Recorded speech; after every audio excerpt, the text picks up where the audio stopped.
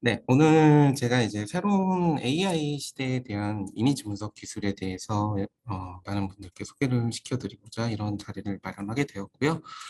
저희 몰레큘러 디바이스 코리아는 기존의 하이 컨텐츠 스크리닝 시스템을 기반으로 한 대량의 이미지를 획득하고 그 이미지를 분석할 수 있는 메타 익스프레스 소프트웨어를 이용해서 각각의 이미지들에 대한 정량적 데이터를 제공해 드리고 있었습니다. 하지만 이제 새롭게 최근에 각광을 받고 있는 AI 시대에 맞춰서 사람이 구분하기 어렵거나 분간하기 힘들었던 이미지들 혹은 사람의 힘으로 처리하기 어려울 정도로 많은 대용량의 이미지들을 처리할 수 있는 방법들에 대해서 오늘 또 한번 논의를 해보고자 이런 자리를 시작하게 되었습니다. AI라고 하면 많은 분들이 이제는 친숙하게 접하게 되셨을 거라고 생각을 합니다. 저 또한 이제 AI라고 하는 이런 기술을 실제로 실생활에서 많이 접하고 있는데요. 실은 K사의 지니 같은 ITP 기반의 디바이스들도 실은 AI 기술을 이용한 하나의 테크놀로지라고 생각을 할 수 있을 것 같습니다. 하지만 이제 저희가 AI에 대해서 관심 있게 보게 된 것들은 그렇게 길지 않습니다, 실은. 아마도 관심 있으신 분들은 가장 먼저 접하셨을 만한 일들이 한 20여 년 전에 체스 경기를 두고 인간과 AI가 체스 경기를 해서 인간이 패배했던 사건이 있었는데요. 그 사건을 시점으로 과연 인공지능이 어느 정도까지 인간의 인지 능력을 범접할 수 있고 그리고 인간의 인지 능력을 뛰어넘을 수 있는지에 대한 고민들이 시작이 되게 되었습니다. 하지만 이때보다는 실은 국내에서 많은 관심을 갖게 된 것들은 알파고라는 하나의 AI 소프트웨어가 있었죠. 알파고가 이세돌 구단과 바둑 경기를 진행을 하면서 제 기억으로는 아마 오전 중에 4승 1패를 기록해서 이세돌 구단이 한 번 이기고 4번을 패했던 걸로 기억을 합니다. 아마 바둑이 이렇게 관심을 받았던 이유는 굉장히 많은 변수를 포함하고 있었기 때문일 겁니다. 그래서 AI가 그 수많은 변수를 컨트롤하고 학습을 통해서 그 변수에 대한 대응하는 능력들을 키워나가는 것들을 보고 이제는 인간의 능력을 월등히 뛰어넘는 수준의 그런 분석력을 가지게 되었다라고 저희가 받아들이게 되었던 것 같습니다. 실생활에 조금 활용되는 이미지 분석의 예들을 잠깐 보여드리면 왼편 아래쪽에 테슬라의 자동차가 보이실 겁니다. 실제로 테슬라의 자율주행 기능 역시도 AI를 기반으로 어, 주행이 되고 있습니다. 그래서 특히 AI 기술 중에서 전방에 보이는 카메라를 이용해서 앞에 있는 영상들을 촬영하고 그 이미지를 분석하고 세그멘테이션을 진행하고 각각의 세그멘테이션에 대한 위험도를 분석함으로 인해서 차량이 가장 안전한 주행을 할 수 있도록 도와주는 기술이 탑재되어 있고요. 이런 것들이 더더욱 발전해서 아마 올해였을 거예요. 올해는 이제 전투기 아주 빠른 속도로 이동을 하고 그리고 어떤 변수가 생길지 모르는 전투기 기반에서도 AI가 활약을 하고 있습니다. 그래서 최근에 아마 영화 탑건을 굉장히 재미있게 보신 분들이 많을 텐데요. 실제로 미국에서 올해 미국의 탑건 출신의 조종사들과 AI 소프트웨어 전투기 조종을 할 수 있는 AI 소프트웨어가 시뮬레이션으로 가상의 공중전을 펼쳤을 때 단 한 번도 AI가 패하지 않았던 그런 이미지 분석의 기술력의 시대가 도래했습니다. 그래서 이렇게 실생활이나 아니면 다양한 분야에서 활용되고 있는 AI를 이용한 이미지 분석 시스템이 그러면 저희 라이프 사이언스, 바이오 테크놀로지에서도 어떤 형태로 운용이 되고 있는지에 대해서 뒷편으로 말씀을 드리도록 하겠습니다. 먼저 AI 시장의 전망은 보시는 바와 같이 아주 높은 성장세를 구가하고 있습니다. 이제 다양한 분야에서 AI가 활용되고 저희 실생활에도 앞에서 말씀드렸던 것처럼 굉장히 다양한 형태로 AI가 접목이 되고 있습니다. 그리고 오른쪽 차트에서 보시는 것처럼 특히 AI 분야 중에서도 이미지 분석을 기반으로 한 AI의 마켓 트렌드 역시 매년 지속적으로 아주 높은 성장률을 구가하고 있고 각 대륙별로 공이 높은 성장률을 구가하고 있는 것들을 확인하실 수가 있습니다. 그렇다면 왜 이렇게 인공지능 시장, AI 시장의 규모가 커지고 그 중에서도 이미지를 분석하는 형태의 AI 시장이 커지는지에 대해서는 다음과 같은 하나의 테이블로 설명을 드릴 수 있을 것 같습니다. 어, ILSVRC라고 하는 것들은 하나의 대회 같은 형태라고 생각을 해주시면 될 것 같습니다. 그래서 이 대회는 특정 이미지 컨텐츠들을 기반으로 해서 이 복잡한 이미지들을 사람이나 혹은 각각 개발된 인공지능들이 얼마만큼 세그멘테이션해서 분류를 해낼 수 있고 그것들을 모니터링하고 클래시피케이션해서 프로파일링까지 진행을 할 수 있는지 이런 것들에 대한 능력을 인지 능력을 시험하는 그런 하나의 대회라고 생각해 주시면 될 것 같습니다. 그래서 2010년대 초반에 딥러닝이 등장했을 때만 하더라도 인간의 인지 능력을 추월하지 못하고 한참 못 미치는 형태를 띠고 있었고요. 인간이 보통 특정 이미지를 분석해내고 그 이미지에 대한 인사이트를 찾는데 그 인지 능력을 퍼센트화해서 수치로 표시했을 때는 약 94.9% 인지 능력을 보인다고 이야기를 합니다. 하지만 AI 소프트웨어는 이미 2015년도에 인간의 이미지 인지 능력, 분석 능력을 뛰어넘었고 현재는 2020년도 기준으로 구글에서 개발한 AI 소프트웨어가 약 98.7%의 정확도로 인간의 특정 이미지에 대한 분석과 분류를 진행해낼 수 있다고 합니다. 그래서 인간의 인지 능력이 94.9%, 반올림에서 약 95%라고 보고 구글의 최고 기록, AI의 최고 기록이 98.7%라고 했을 때 약 4에서 5% 정도의 효율성의 향상을 보이게 됩니다.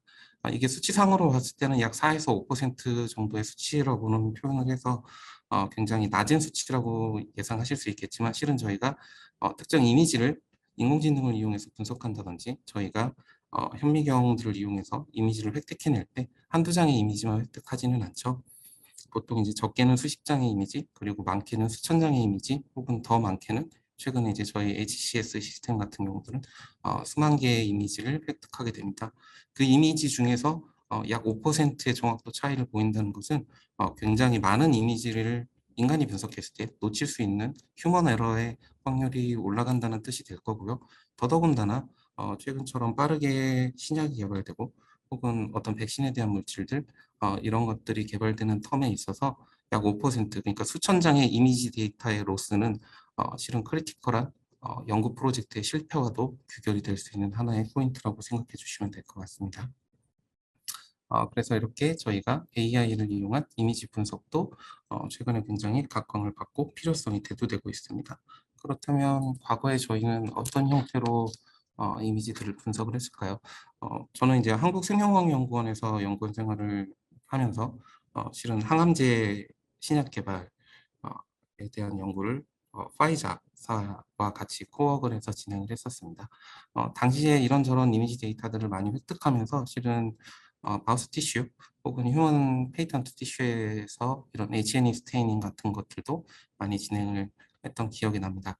음, 이런 H&E 스테이닝을 했을 때 실은 바이오로지 기반의 연구자가 받아들일 때 가장 어려웠던 점들은 아마도 스테이닝까지 진행은 했는데 실은 이 표현형의 분류를 어떻게 해야 되는지 어, 저희 눈으로 직접 이 분류를 해서 어떤 조직에 있는 세포들이 어, 캔서를 일으켰고 어떤 부분의 세포들이 정상적인 세포인지 실은 이 표현형만으로 구분하는 것들에 한계가 있었고 어려움이 있었습니다. 그리고 이런 표현형을 분석하기 위해서 전문가가 필요했죠. 보통은 이제 임상병리 전문가분들께 이 조직 슬라이드를 보내서 어떤 조직이 캔서 조직이고 아니고 이런 것들을 판별받았던 기억이 납니다. 그리고 특히나 이런 것들은 실은 특정 전문가에 의해서 주관적인 판단이 굉장히 강하게 반영이 되기 때문에 객관적인 판단에서의 그런 신뢰성의 확보에 대한 문제들도 있었고요.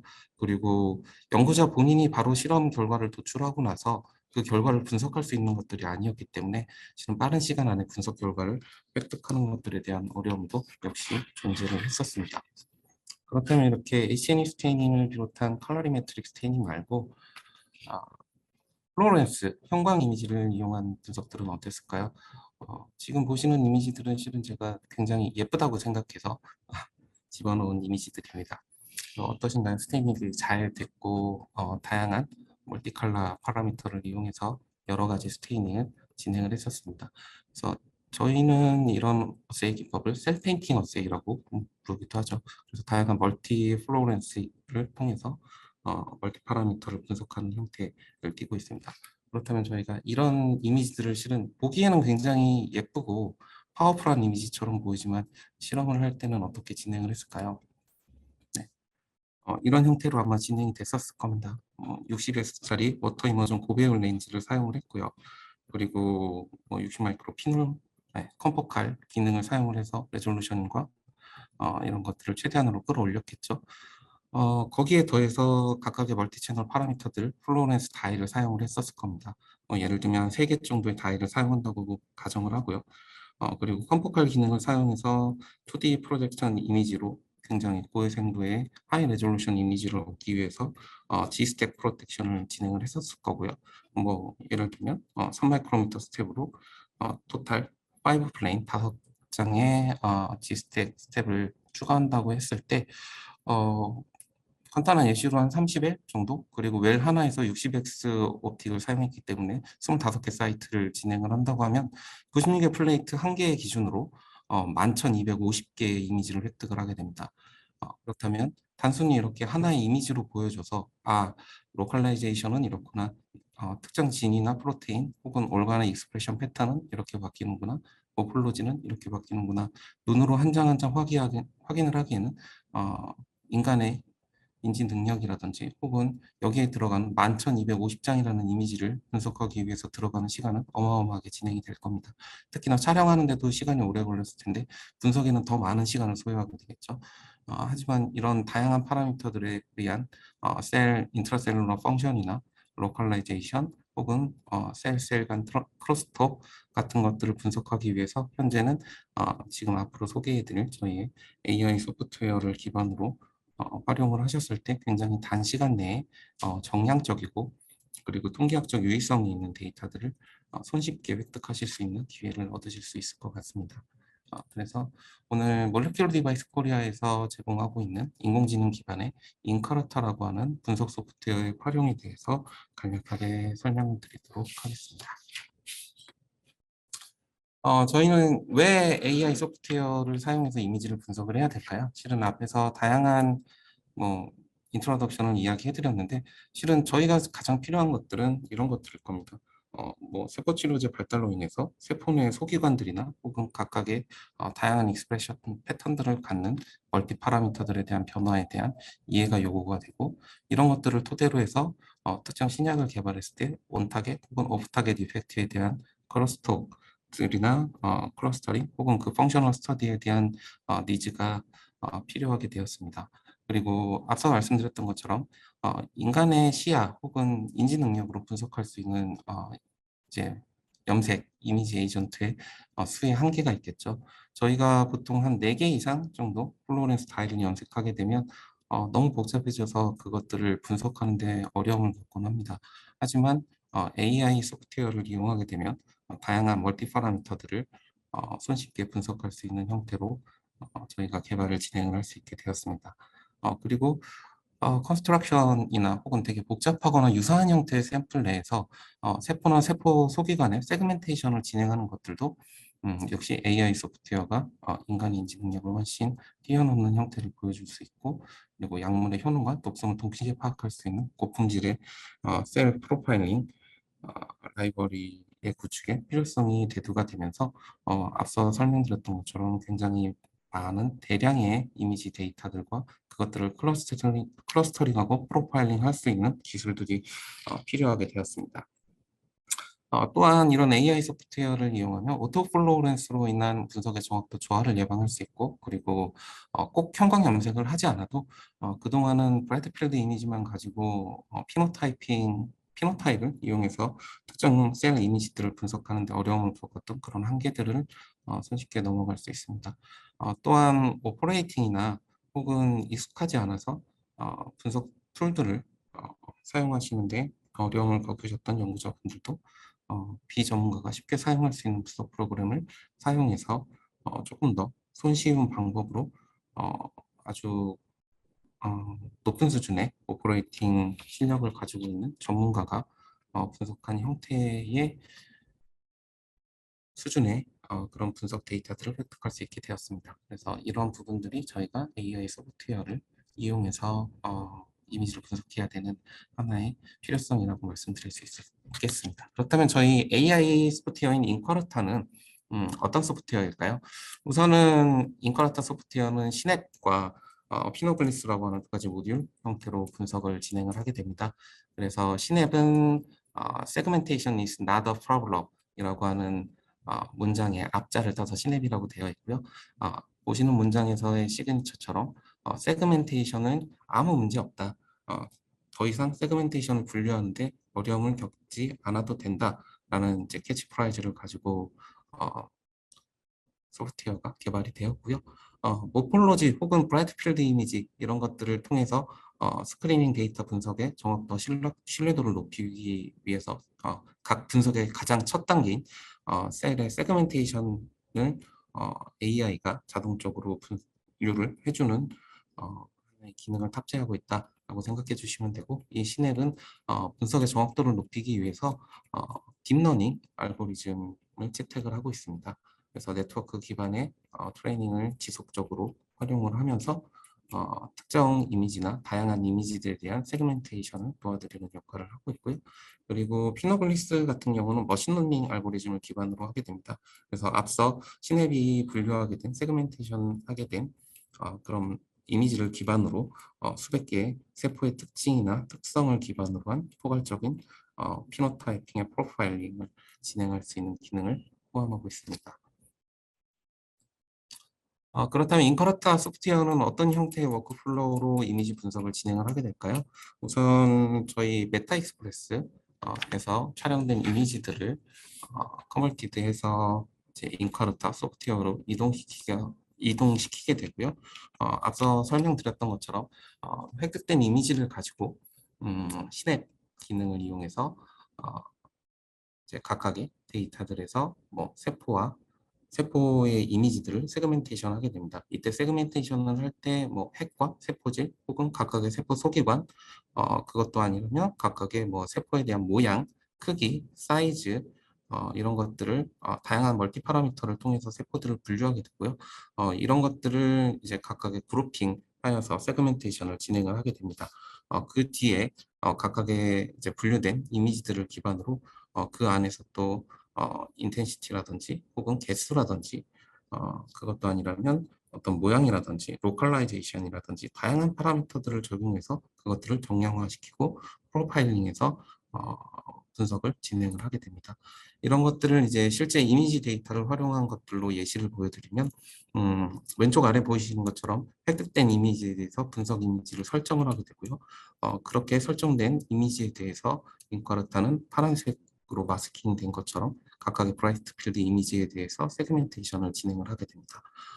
이렇게 세그멘테이션이 진행된 이미지를 가지고 각각의 세포의 모양이나 형태, 크기, 사이즈, 뭐 아니면 복잡도 이런 다양한 파라미터들을 이용해서 각 세포들을 분류를 진행을 하게 됩니다. 그래서 가장 오른쪽 아래 보이시는 이미지와 같이 초록색으로 표시되어 있는 부분, 파란색으로 표시되어 있는 부분, 그리고 빨간색으로 표시되어 있는 그룹 이렇게 세 가지 그룹으로 예시로는 각각의 브라이트 필드 이미지만을 가지고 세포를 세그멘테이션을 진행을 하고 이런 이미지를 기반으로 다양한 분석 파라미터들을 이용해서 정량화되고 통계학적인 이미지를 쉽게 획득하실 수가 있습니다. 그렇다면 이런 인커르타 이미지 분석의 이점은 어떤 것들이 있을까요? 간단하게 앞에서 보여드렸던 것처럼 기존에 다양한 파라미터들을 이해하고 그것들에 대한 주관적이거나 혹은 정성적인 데이터들을 얻기 위해서라도 저희는 형광 다이라고 하는 어떻게 보면 포토톡시티가 있고 사이토톡시티가 있는 형광 염색으로 부득이한 염색을 진행을 했었습니다. 하지만 인커넥터 소프트웨어에서 브라이트 필드의 이미지만 가지고도 다양한 이제 세포의 유형이나 혹은 형태학적 분류의 특성들을 분류해낼 수 있기 때문에 이런 것들이 이제 라벨 프리 이미지를 분석하는데 굉장한 강점을 보이게 됩니다. 그래서 로우 컨트라스트나 아니면 뭐 굉장히 높은 복잡도나 백그라운드가 있는 것들, 그리고 엣지 이포트들을 극복할 수 있는 하나의 라벨 프리 이미지로 활용이 가능하고요. 이런 것들은 형광 다이를 사용하지 않기 때문에 실은 형광 물질을 이제 스테이닝 하면서 생기는 사이토톡시시티의 감소나, 그리고 형광 물질을 디텍션하기 위해서 레이저나 LED 광원으로 조사를 해야 됐던 것에서 비롯되는 포토톡시티의 감소 효과도 얻을 수 있습니다.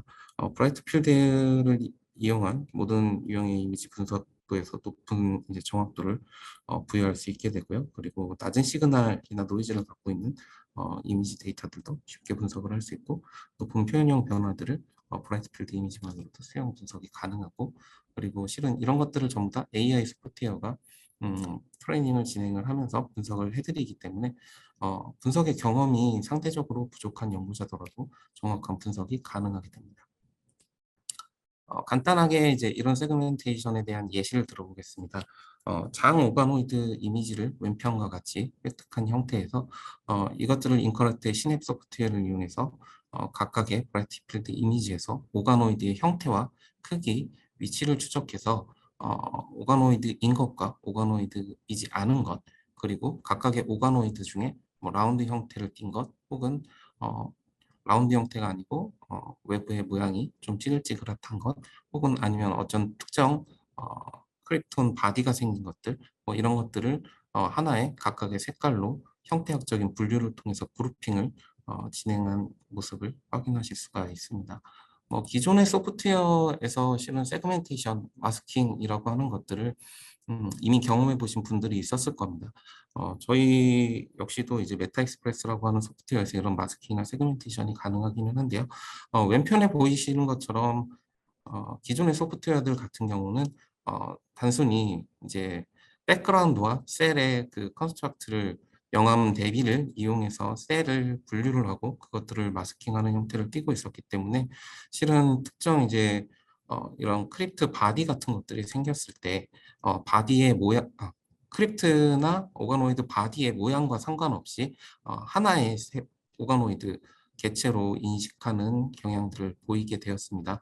하지만 같이 인커르타 소프트웨어 같이 이제 형태학적인 분류를 자동적으로 해낼 수 있는 것들은 실은 이런 크립트가 바디와 다른 형태의 모양을 띠고 있고, 이런 크립트들이 또 다른 펑션을 가지고 있을 수 있기 때문에 이런 부분들에 대해서 인커르타에게 지속적인 트레이닝을 시키면서 크립트와 오가노이드 바디를 구분할 수 있고, 이런 것들이 어, 프로파일링 되거나 이제 클러스터링 돼서 하나의 DB 형태를 구축함으로 인해서 추후에 특정 이런 크립트나의 모양이나 혹은 생겨있는 뻗어있는 방향 같은 것들을 또한 형태학적으로 분류된 특성으로 이해를 해서 그것들이 갖고 있는 펑셔널에 적용을 시킬 수 있고, 그 DB들을 이용해서 특정 뭐 자극이나 혹은 특정 환경에 조성이 되었을 때 이런 형태들을 낀다면 특정 펑션을 갖는 그룹이라고 프로파일링을 해낼 수 있는 그런 가능성들을 이제는 AI 소프트웨어를 이용하게 됨으로 인해서 생기게 되었습니다. 그렇다면 저희 인커레타 소프트웨어가 이렇게 브라이트 필드 이미지에만 적용이 가능하고 형태학적인 분류만 분석할 수 있는 프로그램이냐? 당연히 그건 아닙니다. 앞서서 이점에서 설명드렸던 것과 같이 실은 인커레타 소프트웨어, AI 소프트웨어는 그동안 분석이 어려웠던 브라이트 필드 이미지 외에도 사람의 눈으로 체크하고 따라가기 어려웠던 다양한 멀티 파라미터, 그러니까 멀티 스테이닝을 이용한 이미지의 분석에도 활용이 가능합니다. 지금 예시로 보여드리는 이미지들을 보시면 뉴클리어, ER, RNA-P, 골지, 그리고 마이토콘드리아 이런 다양한 멀티 파라미터들을 염색을 진행을 했습니다. 이렇게 5가지 내지 6가지의 이미지들을 플로렌스를 플로렌스 이미지를 획득하게 되면 실은 이런 것들을 분석하는데 굉장한 어려움을 갖게 됩니다. 이런 분석의 편의성을 위해서 AI 소프트웨어인 인쿼르타는 오른쪽과 같이 각각의 파라미터들에 대해서 라벨링을 부여를 할 수 있고, 그런 것들을 토대로 각 파라미터의 세그멘테이션이나 위치 정보, 그리고 그것들의 형태학적인 특성, 인텐시티 값, 개수 등에 대한 세그멘테이션과 마스킹을 진행을 할 수 있고요. 이런 것들을 정량화되고 통계학적인 수치로 분석해낼 수 있는 능력을 보유하게 됩니다. 이런 것들을 분석하는 예시를 앞서 왼쪽에서 보여드렸던 이미지로 간략하게 표현을 한번 해보면, 텍스트로 핵을 염색했고, 그리고 이하를 에메랄드빛, 그리고 뉴클리오 오일을 초록빛, 골지를 노란색, 그리고 액틴 필라멘트 염색, 이런 다양한 파라미터들 5개, 6개의 파라미터들을 염색을 한 다음에 이런 것들을 인커러터 소프트웨어에 넣어서 다음과 같이 세그멘테이션을 진행을 하게 됩니다. 그렇다면 앞에서 보여드렸던 이미지와 또 다른 형태로 저희가 세그멘테이션을 하고 실은 정확하게 어떤 위치에 몇 개의 검색하고자 하는 타겟 프로테인이나 혹은 물질들이 존재를 하고 그런 것들의 로컬라이제이션을 조금 더 명확하게 확인을 해낼 수가 있습니다. 실은 이런 것들이 이제 그동안은 멀티 파라미터, 멀티 스테이닝을 통해서 진행됐을 때 어려웠던 점들이 어, 어, 이제 각각의 형광 파장들이 서로의 파장을 간섭한다든지 혹은 오토플로렌스라든지 이런 것들을 통해서 눈으로 확인했을 때는 분류해내기 굉장히 어려운 것들을 실은 로우 인텐시티 값 그리고 로우 데이터를 가지고 AI가 분석을 진행해내기 때문에 각각의 그 형광의 파장 분류를 조금 더 완벽하게 해낼 수 있고 그것들에 대한 실제 이미지 상에서 세그멘테이션과 마스킹을 좀 더 정확하고 어, 통계학적인 유의성이 있도록 진행을 할 수 있게 되었습니다. 그래서 이런 것들을 이제 썸네일 뷰로 다음과 같은 각각의 파라미터를 흰맵이나 그래프 형태로도 표현을 해드리고 있습니다. 이렇게 다양한 멀티 파라미터에 대한 스테이닝을 진행하면 이런 이점들이 각각의 다른 세포 소비관들의 형태학적인 변화에 대한 모니터링이나 정량화를 시킬 수 있고요. 기존의 선택지가 좁았던 형광 염색의 한계점들을 해결해낼 수가 있습니다. 아무래도 기존에 사람이 진행하던 스테이닝의 한계를 뛰어넘는 플로렌스 다이의 개수를 활용할 수 있기 때문에 그런 염색의 한계를 해결할 수 있게 되고요. 그리고 NIR 영원의 광원을 사용함으로써 골지와 액틴을 동시에 촬영이 가능하고 낮은 시그널이나 노이즈가 있어도 세포와 물질을 구분해낼 수 있게 됩니다. 그렇다면 실은 뭐 이렇게 멀티 스테이닝 외에도 실은 이제 머신러닝 을 통해서 형태학적인 분석을 통한 또 다른 하나의 예시를 보여드리겠습니다. 그래서 이 예시는 이제 세포의 브라이트 필드 이미지 혹은 이제 뉴클리어의 형태학적인 피노타입 이미지만 가지고도 어, 마이토시스기의 세포의 형태를 형태학적으로 분류해내고 브리핑할 수 있다라는 하나의 예시입니다. 그래서 뉴클리어를 염색했을 때 이제 인터페이스에 있는 세포의 핵은 우리가 모두 다 알고 있다시피 라운드 형태의 아주 예쁜 구형을 띠고 있는데요. 이게 마이토시스기에 가면 각각의 이제 안에 있는 염색체들이 더블링을 하게 되고 그리고 하나의 중립체 형태로 모이게 되고 또 분할을 위해서 이제 크로마틴이 각각 양쪽으로 나뉘게 되고 이런 형태학적인 변화들을 띠게 됩니다.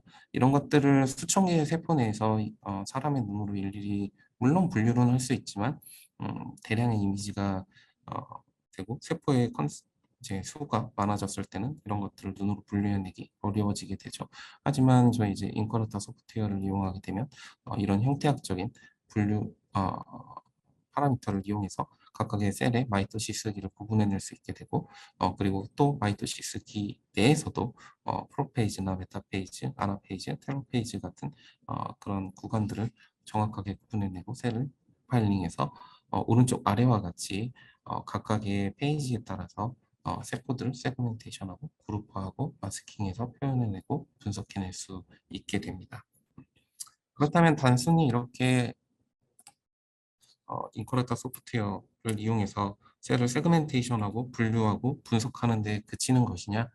그렇지는 않습니다. 저희가 실은 이렇게 분석돼 있는 데이터의 통계학적인 유의성들을 갖는 정량 데이터들을 획득하는 것만 해도 이미지 데이터를 분석하는 데서 굉장히 파워풀한 강점을 가지고 그리고 이런 이점들을 충분히 활용을 할 수 있지만 실은 이런 데이터들이 데이터베이스화돼서 엄청나게 쌓였을 때에는 그런 것들을 또다시 분류해내고 클러스터링하고 추후에 우리가 필요한 어떤 형태학적 특성을 갖고 있는 그룹에 대한 리마인드나 혹은 다시 리핏 실험을 진행을 할 때 어떤 형태로 이런 데이터들을 관리하게 될지, 그리고 이런 것들을 클러스터링해서 어떻게 그룹핑돼 있는 분석을 진행하고 그런 것들에 대한 의미를 부여할 수 있는지에 대한 고민도 저희 몰레큘러 디바이스 코리아에서는 진행을 하였습니다. 그래서 스트랩토마인이라고 하는 클라우드 베이스의 분석 툴이 또 새롭게 출시가 됐는데요.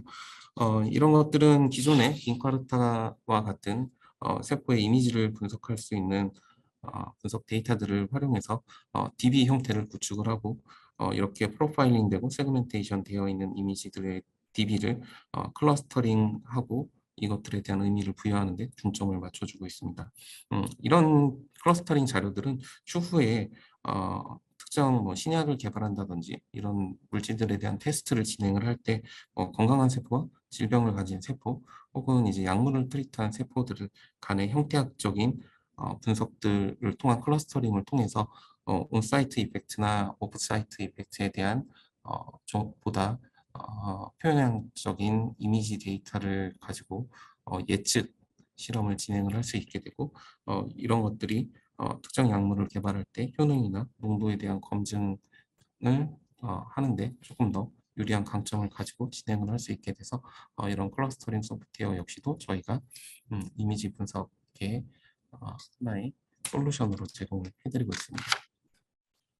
그렇다면 이런 형태의 AI 인커르터 소프트웨어 혹은 대량의 이미지를 획득하는 것들을 가지고 지금은 어떤 일들이 벌어지고 있는지 간단히 설명을 드려보겠습니다. 어, 리커전이라는 회사를 혹시 들어보신 분들은 계실 수도 있을 거예요. 아마도 모더나와 협업해서 최근에 이제 가장 이슈가 되고 있는 코로나 바이러스에 대한 치료제를 최초로 개발했던 하나의 회사입니다. 리커전이라고 회사는 이제 AI 기반의 플랫폼을 보유를 하고 있고요. 저희 몰레큘러 디바이스사의 이미지 익스프레스 마이크로 컴포칼을 수십 대, 약 20여 대 정도 오토메이션화된 자동화된 형태로 보유를 하고 있습니다. 그래서 이렇게 보유되어 있는 자동화 하이 컨텐츠 스크리닝 시스템을 이용해서 수천 개 혹은 수만 개의 후보 물질들을 가지고 빠른 시간 안에 세포의 이미지를 활용한 어, 후보 물질들의 검증을 진행을 할 수 있었고 이런 대량화 이미지를 획득하고 분석할 수 있는 플랫폼을 구축함으로 인해서 보다 빠른 시간 안에 기존에 저희가 치료제를 개발하는 시간을 현저하게 단축해서 약 1년 정도가 안 되는 시간 안에 코로나에 대한 최초의 치료제를 개발하는 데 하나의 기여를 하게 됐습니다. 그래서 이런 리커전이라는 회사는 앞서 말씀드린 것처럼 HCS와 같은 하이 컨텐츠 스크리닝 시스템 장비를 이용해서 세포의 그런 이미지들을 굉장히 많은 대량의 이미지들을 AI 소프트웨어를 활용한 그런 분석을 진행을 할 수 있게 되었고 그리고 획득을 할 수 있게 되었고 어, 보다 많은 후보군들에 대해서 보다 많은 이미지 데이터들을 획득함으로 인해서 음, 연구의 개발 시간을 단축하는 데 이점을 가질 수 있게 되었습니다. 그리고 더 많은 후보군에서 스크리닝을 통해서 다양한 표현형의 분석을 진행을 할 수 있었고 이런 데이터들을 AI 소프트웨어를 활용해서 클러스터하고 질병 모델링을 통해서 임상의 성공률을 상승시킬 수 있는 이런 형태를 띠게 되었습니다. 그래서 간단하게 리커전에서 했던 형태들을 보여드리면 이제 건강한 세포와 그리고 질병을 가지고 있는 코로나 이펙트가 가지고 있는 이런 세포의 모양 그리고 이런 것들을 드럭을 트리트했을 때 세포의 모양 뭐 이런 각각의 세 가지 그룹 정도의 세포의 이미지들을 각각을 그룹핑해서 기존에 저희가 알고 있었던 알라리아 치료제라든지 혹은 에볼라 치료제에 대한 빠른 스크리닝을 진행함으로 인해서 다음과 같이 렘데시비르라고 하는 하나의 코로나 치료제를 개발할 수 있는 그런 플랫폼을 구축할 수 있게 되었습니다. 이렇듯 이미 저희가 아직은 AI 소프트웨어를 활용한 이미지 분석에는 조금 먼 미래의 일이 아니냐라고 생각할 수 있으셨겠지만 실제로 선진국이나 각각의 마켓 리딩 포지션에 있는 글로벌 기업들은 이미 이런 플랫폼들을 구축을 하고 그리고 이런 플랫폼들과 AI 소프트웨어를 이용해서 이미 새로운 신약이나 혹은 특정 물질에 대한 효능 검증들을 진행을 하고 있고 이런 것들이 이미 성공 사례로 여러분들께 소개를 시켜드릴 만큼 AI 소프트웨어가 저희에게 보다 먼 미래가 아닌 가깝게 다가와 있다라고 이야기해드릴 수 있을 것 같습니다. 그래서 지금까지 이제 AI 소프트웨어에 대한 인트로덕션을 소개를 해드렸는데요. 실제로 연구자분들이 가장 궁금하실 AI 소프트웨어 인카르타를 사용하는 예시를 보여드리도록 하겠습니다. 한 두 가지 정도 예시를 보여드릴 것 같은데요. 우선은 포스포히스톤 H3와 퍼리세틴을 듀얼로 염색해서 진행하는 AI 분석 소프트웨어의 인카르타의 예시를 한번 보여드리겠습니다. 그래서 이 이미지를 획득할 때는 저희의 마이크로 IXMC 장비의 HCS 장비가 활용이 됐고요. 앞서 이제 잠깐 보여드렸던 내용과처럼 60x 고배율 렌즈를 사용했고 컴포칼 이미지를 획득을 했고요. 그리고 3개의 채널을 사용했습니다. 텍스트 다이를 이용해서 핵을 염색했고 FITC로 페리센테린을 염색을 했고요. 사이5로 포스포 히스톤 H3를 염색을 했습니다. 그리고 2D 프로젝션 이미지를 이용했고 그리고 지스택을 이용해서 각각 30L에서 각각 25개의 사이트씩 촬영을 진행을 했습니다. 이렇게 획득한 11,250개의 이미지를 활용해서 인커르타 소프트웨어는 다음과 같은 분석을 진행을 하게 됩니다. 먼저 각각의 채널에서 획득한 텍스트 이미지와 이제 FITC 그리고 사이5 이미지들을 업로드를 진행을 하게 되고요. 이런 이미지들을 인커러터 소프트웨어에 업로드하여 각각의 시냅을 이용해서 세그멘테이션을 진행을 하고 세그멘테이션된 이미지를 가지고 각각의 플레이트에 각 웰에 모두 다 적용을 해서 어널라이시스 데이터를 획득을 하게 되고 이렇게 획득된 파라미터 분석 결과를 이용해서 클래스파이를 진행을 하게 됩니다. 어떻게 진행이 되는지 간단하게 한번 보여드리도록 하겠습니다. 먼저 이렇게 텍스트로 진행된 염색된 이미지를 이용해서 각각의 뉴클리어의 핵의 모양이나 크기, 사이즈를 이용해서 각각의 세포들을 세그멘테이션을 진행을 하게 됩니다. 지금 보시는 것처럼 다양한 색깔로 마스킹이 되어 있는 세그멘테이션이 진행이 되어 있는데요. 보시면 각각의 색깔별로 초록색이면 초록색, 파란색이면 파란색, 붉은색이면 붉은색 각각의 형태학적 유사성을 띠는 것들을 보실 수가 있을 겁니다. 그리고 이런 것들이 컨트롤 뿐만이 아니고 옆에 이제 특정 드럭을 트리트하거나 어떤 컨디션의 변화를 줬을 때 역시도 동일한 형태로 각각의 핵의 모양을 가지고 형태학적인 그룹핑이 가능하게 됩니다. 이런 것들을 이제 어, 그 FITC 이미지와 그리고 합해서 머지시켜서 결국은 각각의 핵이 어떤 영역에 있는지 그리고 그 세포의 영역은 어디까지 있지 그 안에 저희가 FITC 채널로 염색을 했던 닷 형태의 펑타는 어떤 위치에 존재를 하고 어떤 크기로 존재를 하고 몇 개의 개수로 존재를 하는지를 세그멘테이션하고 마스킹을 진행을 할 수 있게 됩니다. 이렇게 진행된 마스킹 데이터는 세그멘테이션이 진행이 되고 마스킹된 데이터는 또 이 안에서 각각의 개수, 형태, 뭐 인텐시티 값 혹은 이제 위치 각 등의 다양한 파라미터 정보들을 이용해서 통계학적인 유의성이 있도록 분석을 진행하게 되고요. 지금 보여드리는 예시에서는 아마도 FITC 채널로 생성된 펑타의 개수에 대해서 분석을 진행하는 예시를 보여드릴 수 있을 것 같습니다.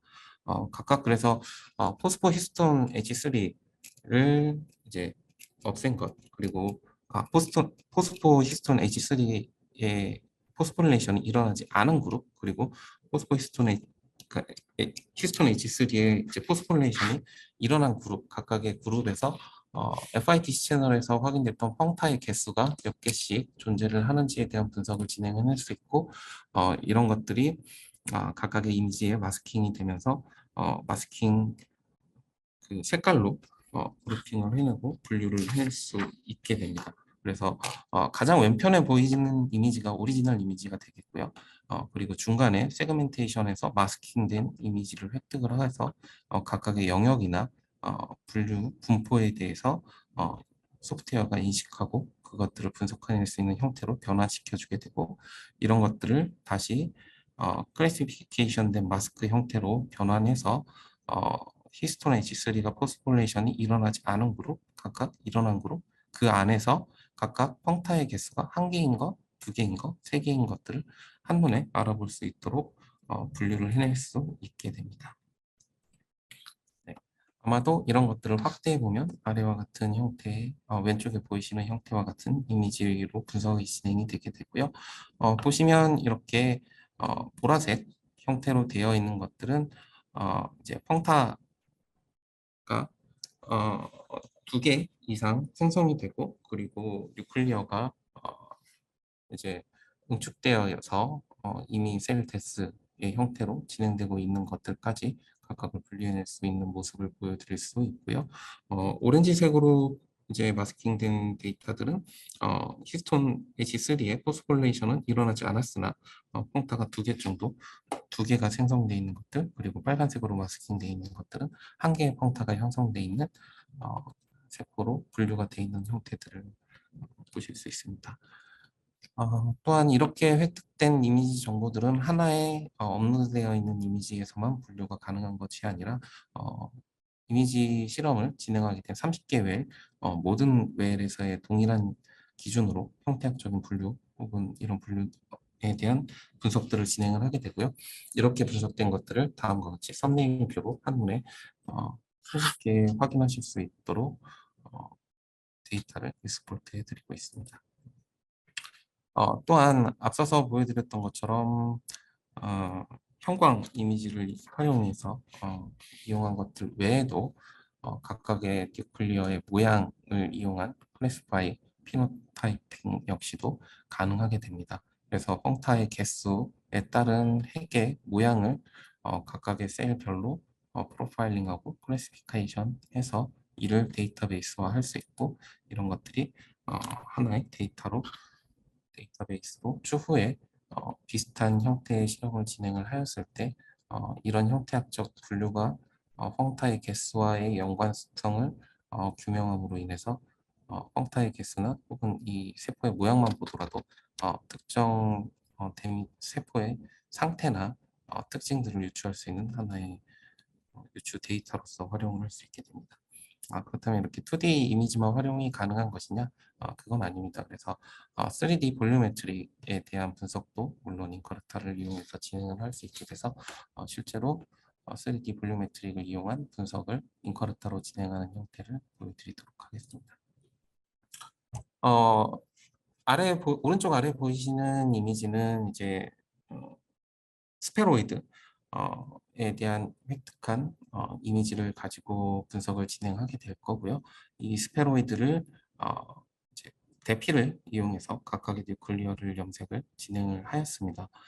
그래서 보시는 모습은 이미지를 업로드하고 각각의 획득된 이미지에서 어떤 파라미터들을 적용해서 세그멘테이션을 진행할 것인지, 그래서 대피를 이용한 촬영을 진행을 했기 때문에 인텐시티의 강도 혹은 인식하고자 하는 세포의 사이즈 같은 것들을 인커르타 소프트웨어의 기준점으로 제시를 해주게 됩니다. 그리고 이렇게 제시된 조건들을 하나의 프로토콜 형태로 저장을 해서 추후에 다시 불러와서 활용할 수 있도록 진행을 하게 되고요. 이렇게 입력된 각각의 이제 기준점들을 이용해서 실제 인커르타 소프트웨어가 세포에 대한 분류를 진행을 하게 되면 아래와 같이 스페로이드의 영역과 그 안에서 세포의 개수들이 분류가 돼서 세그멘테이션이 진행이 되고 마스킹이 진행이 된 형태들을 보실 수가 있습니다. 그렇다면 이것들은 2D 형태가 아니기 때문에 저희가 이제 G스택을 이용한 촬영을 진행을 해서 3D 형태의 이미지로 변환을 시켜라 라고 인커르타에게 다시 한번 소프트웨어 분석을 진행시킬 수 있게 됩니다. 그래서 이렇게 프로세싱을 거친 이미지들은